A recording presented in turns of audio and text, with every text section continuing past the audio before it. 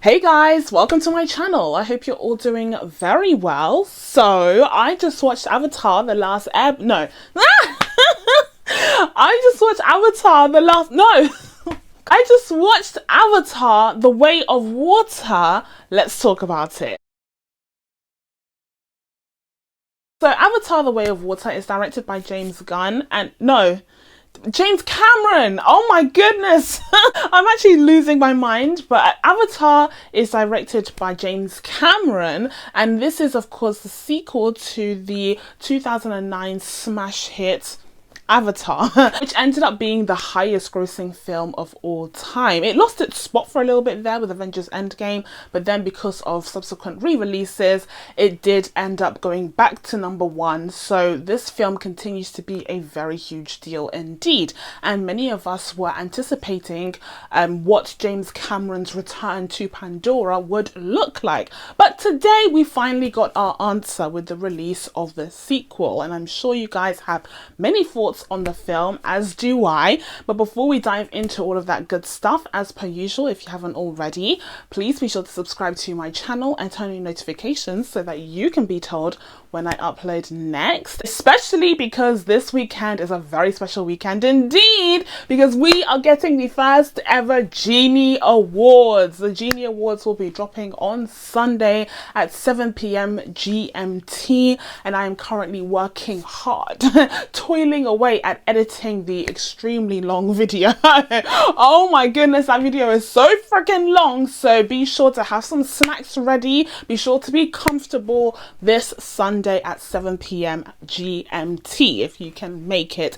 I will be on the live chat when it premieres for the entirety of the video length. So if you guys want to hang out on the chat and we can talk live, then be sure to be there again at 7 p.m. GMT. I really hope that you guys can make it this Sunday. I'm really excited for you guys to see the categories and nominees that I have chosen to represent the very best of entertainment that we have gotten in 2022. But before we dive into all of that good stuff, we need to go back to Avatar The Way of Water and let's discuss what my thoughts are on this film. So first of all, I wanted to give you guys a little bit of a background on my anticipation going into this film.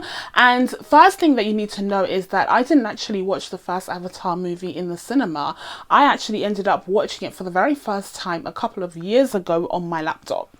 Literally, like just on my ordinary old laptop, and that is surely not the way that James Cameron intended for the film to be experienced, because Avatar really is an experience and he likely would have wanted everyone to see it in the cinemas, but I did not do that. I think I watched it during the pandemic as well, so like no cinemas were open anyway, but of course the re-releases allowed, you know, new people or perhaps fans to go and rewatch the film once again and experience Pandora as James Cameron intended once again. But I wanted to point that out because today, you know, having gone to see Avatar in an IMAX 3D screening, I was super impressed. I was like blown away. That really impacted my viewing experience of the film. I felt like the people who went to go see Avatar like 13 years ago when they saw it for the first time on an IMAX screen. Like I had that experience today because it really did just, I was shook, guys. Like the visuals are crazy. And I guess we'll start off with that because that's the obvious point that many people have been talking about. But the visuals in Avatar The Way of Water are just freaking spectacular, especially the underwater scene. I mean, everything is spectacular. This film is a feast for the eyes, and if you don't mind some of the shortcomings that it has, which we'll talk about in a second, just for the mere experience of sitting there and experiencing something so beautiful and magical and imaginative, I would highly recommend seeing this on the biggest screen available to you, and perhaps even in 3D. And I hate to say that because I don't love 3D. 3D gives me massive headaches. It's never been my favorite technology. The last time I saw a film in 3D, it was Avengers Age of Ultron, and my whole family left that cinema with like massive headaches. It was a horrible experience. So ever since then, I haven't bothered with 3D, and I think the general consensus is that we're all over that technology that James Cameron ushered in. It did take me a little bit of time to kind of adjust to the 3D and also to the massive IMAX screen. I was sitting a little bit too close to the screen, if I'm being honest, but overall I would say that this was quite the spectacle. It was a beautiful, gorgeous spectacle, and it really is a visual triumph for James Cameron. Just another one, just another notch on his belt, really. And of course, we can't talk about the incredible visuals a moment longer without giving a shout out to the VFX team and the CGI that was done in the film. And this is a very hot topic at the moment because a lot of CGI artists have come out and talked about their experiences working for companies like Marvel. They have these open letters where they explain how things are just so stressful, people are overworked, there's a lot of crunch time because of the lack of certainty and clarity and vision when it comes to these Marvel projects. You know, they're kind of being produced on this conveyor belt at the moment, and the quality of special effects is suffering for it, as well as the quality of life for these animators. So it's a really huge issue in the industry at the moment. But on the flip side of this, you have someone like James Cameron, who was willing to wait years and years to make sure that not only he had, you know, animators working on this, giving them plenty of time to do so, but that he had the technology needed to realize his vision. You know, there's been so many clips coming out about how James Cameron was dreaming up Pandora when he was like a teenager. You know, he has those illustrations and everything. Like it's actually something that he has had in his mind for a very long time. But, you know, even back in the 90s when he wanted to start working on the first Avatar movie, he stopped himself because he saw that the technology wasn't there. And it was a similar case with Way of Water. You know, he used all of this time to perfect his vision and ensure that the technology and resources and expertise were available to realize it on the big screen. And the results are on the screen, because this is easily, by far, hands down, the best looking film that we have gotten, not only this year, but in numerous years, truly. Although I will say, as much as I appreciated the gorgeous visuals for this film, I did notice that there were a few glitches, a few little mishaps here and there.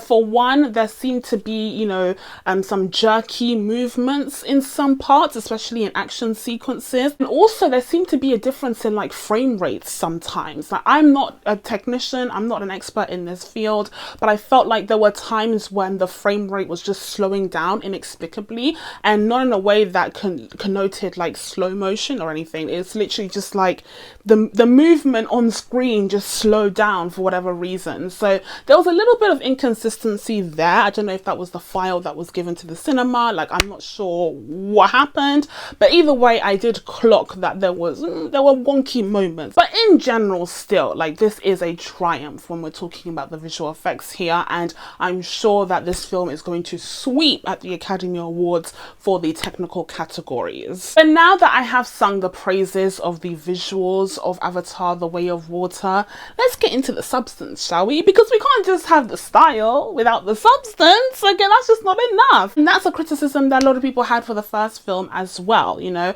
And I'm not going to join in the discourse of, you know, saying that the first Avatar film was Pocahontas in space. I used to have that opinion as well before I even saw the film, honestly, just from seeing the premise. But first of all, the film is about like colonialism, and it's not James Cameron's fault that Pocahontas' story is so ubiquitous. Like, you know, it's not his fault that it's so common. It's not his fault that it's so prevalent in history and the present. So like, although the Pocahontas aspect also comes from the depiction of Zoe Saldana's character, which we'll talk about in a second.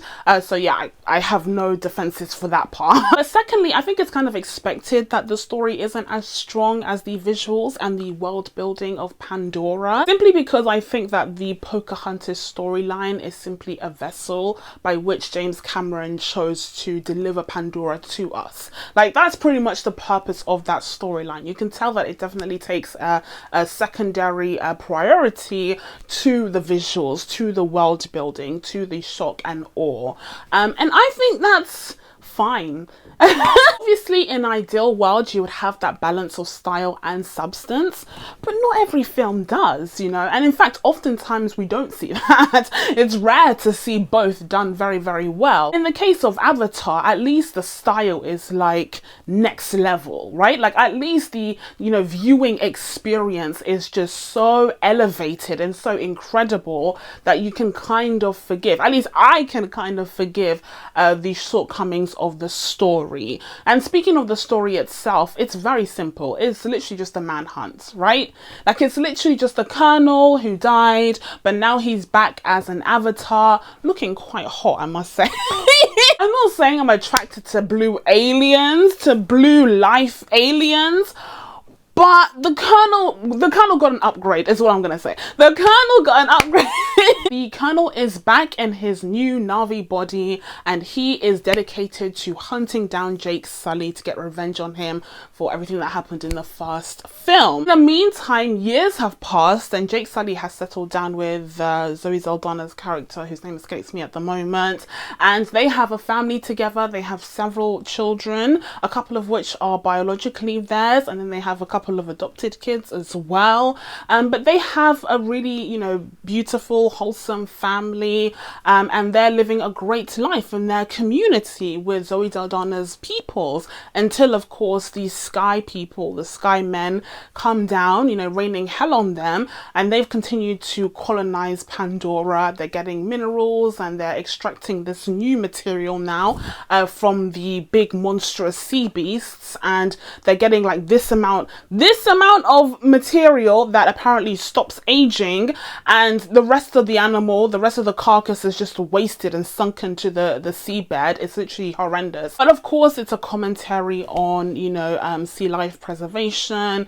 and on colonialism and on the exploitation of natural resources. Just as the army has been able to expand their territory and fortify their bases, Jake has also managed to, you know, train the Na'vi people and fortify their communities as well, so that they can fight back against, you know, the humans, and try and, you know, hold them off of taking control of their land and their peoples. Of course, whole dissertations can be written about the fact that you have this white savior, the fact that you have this white man in dreads, you know, taking control of the Na'vi people. Like, dissertations have probably already been written about that, okay? We're not here to discuss that today. There's definitely some problematic aspects to just this entire world, okay? Definitely noticed some problematic tropes and stereotypes that were perpetuated in this film, especially as it concerned to, you know, tribalism and dealing with native peoples. He also took umbrage with the way that the female characters were depicted in this film. Like, the younger female characters tended to have these like magical abilities,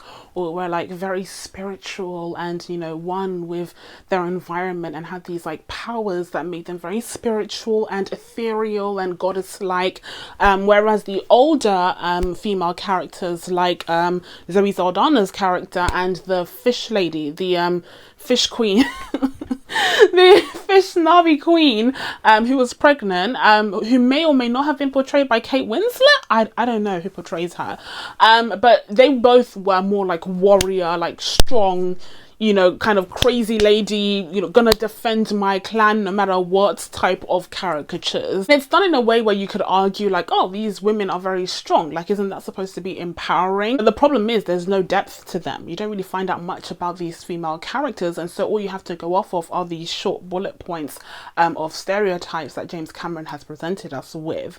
For instance, you have the adopted daughter, who turns out to be Sigourney Weaver's daughter, biological daughter. And she is shown to have, like, again, special powers connected with nature, very ethereal and, you know, feminine and all of that. But nothing is really explained. You know, she has visions of her mother. That's not really explained. Her superpowers aren't really explained. Like, maybe we're going to dive into it in Avatar 3, 4, 5, 6, 7, 8, 9. But for now, it's looking a bit shallow when it comes to the depths that the character development goes to. And unfortunately, Zoe Saldana's character definitely suffers from this as well, because she gets no character development.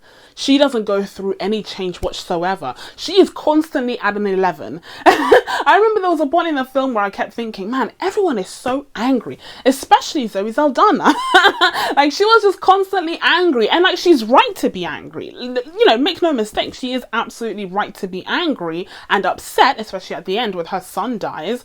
But I do think that, you know, we could have had more, you know, ebbs and flows. We could have delved into her character a little bit more. Like, she just became a two-dimensional character. She really just did not have many dimensions to her. I think it was a waste of Zoe Saldana. Like, we know that she can do crying in Na'vi face really, really well. We know that. But I would have preferred some better writing to further explore these characters, especially considering that this film is so freaking long. It's like 5 hours long. Okay, 5 hours is way too long for you to not have any proper writing for your characters. It's way too long for you to not even bother delving into these characters in any meaningful way to allow the audience to get to know them a little bit better. I would say that the character with the strongest arc and the best writing was the second son, the guy that had the chip on his shoulder. That was also an issue because I didn't quite understand, you know, why it was that he had such a chip on his shoulder. He kept insisting that his father didn't see him, or that his father, you know, was disappointed in him. And we actually did get some examples of these mishaps at the beginning of the film, but the problem is that at that stage of the movie I hadn't quite figured out who was who. Like, I couldn't quite figure out who was the older brother, who was the younger one. So it took me a while to like recognize them by face. And so when he was talking about like how his dad always picks on him and everything, I was like, who was it that his dad was speaking to earlier? Was it him or his older brother? I couldn't remember, but I'm guessing it was him. You know, I'm guessing if I see this a second time, it will all make sense. But when it comes to the characters overall, I would say my least favorite was Spider. I don't know what they were doing with the character of Spider. He's supposed to be this like feral child who has become, you know, fully incorporated into the Na'vi community. He speaks the language, he tries to act like them, like he considers himself as one of them, because he was born on this planet and wasn't allowed to go back because he couldn't go into cryo as a baby. So this is all that he's ever known, until of course it's revealed that the Colonel, his father, has, you know, been resurrected in this Na'vi body, and they form a bond after he gets, you know, kidnapped by him. And to me, that whole storyline was just like so mismatched. Like, it didn't seem like the right time to have this father-son bonding, okay, when the Colonel had kidnapped him, okay, and when he was forcing him to be an interpreter, and he was watching the Colonel burn down villages. Like, I don't understand how this bonding activity was happening. You know, I know that the Colonel was able to link up his ponytail to one of those animals, to one of those flying dinosaurs, but was that enough to like reverse all of those years of indoctrination, basically? And Spider, to make him, you know, like the Colonel, or to make him feel a kinship with the Colonel. I don't think that was enough at all. Like, I thought they really jumped the gun with that one. But in the end, he saves the Colonel, you know, he saves his father, and we're going to get a continuation of this, you know, rivalry between the Colonel and Jake until the end of time, until Avatar 12. It was all Spider's fault, and I'm telling you guys, you know, I've always had arachnophobia, and I'm telling you, this is a good judgment of character, because clearly spiders can't be trusted. Okay, so what else is there to the story? Oh, we do also have the sea people, the sea Na'vi, who Jake and the gang go to for refuge after they realize that the Colonel is after them. And the sea people are really cool. I liked their, you know, visual designs, the way that their bodies were adapted for the ocean. I loved the ocean sequences, of course. Like I said, the visual effects were stunning. And I liked the characters well enough. I mean, we got some bullying at the beginning there and some lack of tolerance for these refugees, which is essentially what they were. But eventually they all became a family, and then you have the exploration of the sea people and their relationship with the sea animals, you know, the sea beasts, and that was, you know, cool. It's at this point in the review that I should mention that I'm not really a fantasy girly. Like, I'm not really this isn't really my cup of tea. But yeah, they bonded with their sea animals, and that was fun until, of course, the sea animals started getting hunted down in order to draw Jake out. So that was, you know, sad. And then they went into war, except the war only lasted about 2 seconds because the sea people just disappeared after a while there. I kept wondering, like, where are they? Did they just go home? Were they just like, actually, this isn't our fight, let's just turn back? Like, they were so, you know, gung-ho about going into war at first because they wanted to, you know, avenge their sea beasts, and also Jake and the gang were part of their family, so they had to go to war for them. But then they were there and they like threw their arrows a little bit, and then they just disappeared. And then afterwards, you know, after the fight, we see them back on the island. And speaking of that, you know, end battle sequence, I would say that went on for way too long. At first, you have the big fish that kind of kills a bunch of people, and it's a huge triumph because the second son bonded with him, so it's like they have that connection, and he knew that he was in trouble, so he came in to help. That was golden. And then you have Jake coming in and, you know, storming the ship as well, and, you know, trying to get to the colonel and save his kids. That makes sense. But then after that, you have just a bunch of stuff going on where the ship just gets bashed around time and time again, and then it flips over, and then it flips over again. And then you have the Titanic. Oh my god, you have a spiritual sequel to the Titanic just at the end there. I know that this is a James Cameron film, but I don't think we needed that like sequel to the Titanic at the end of this movie. I don't think we needed that extended sequence where they were all about to drown until the Deus Ex Machina in the form of the daughter comes along and saves them all. That wasn't really necessary to me. That fight could have been shrunken down. But overall, guys, I enjoyed Avatar: The Way of Water. I had fun with it. At first I was a little bit skeptical, but I think that was because, you know, all of these years of discourse surrounding it, you know, and space Pocahontas commentary was kind of filled in my mind at the beginning. But when I would just settle down and allowed it to be what it was, I enjoyed it much more. The visuals are just absolutely stunning, and for me it made sense to see in the best way possible, which was, you know, in IMAX 3D, even though my ticket was extremely expensive. My ticket was £27 which is basically over $30 to see this damn film. Although I went to Leicester Square, but still it was so freaking expensive to see this film. But I figured since I hadn't seen the first one in cinemas at all, let alone in IMAX, I was just gonna foot the bill. And by the way, I think it's that hefty bill that's going to propel this film straight to the $1 billion club. Whether or not it's going to make $2 billion though, that remains to be seen. I think the first indicator will be the second weekend drop at the box office. However, if you're expecting a decent balance between gorgeous visuals and substance in storytelling, I would lower your expectations just a little bit because the story, like I said, is very simple. It's just a manhunt, but, you know, James Cameron takes his time, you know, going through this very simple story and languishes in the gorgeous visuals. So that really is the draw of this film, the cinematic experience. And so with all of that being said, I'm going to be giving Avatar: The Way of Water a 7.5 out of 10. So that's it from me, guys. Now that I told you guys my thoughts on Avatar: The Way of Water, it's time for you guys to let me know what you thought of this movie down in the comments below. Please be sure to subscribe to catch new videos coming up, including the Genie Awards this Sunday at 7 p.m. GMT. Thank you guys so much for watching. I really appreciate it, and I will see you in the next one. Bye.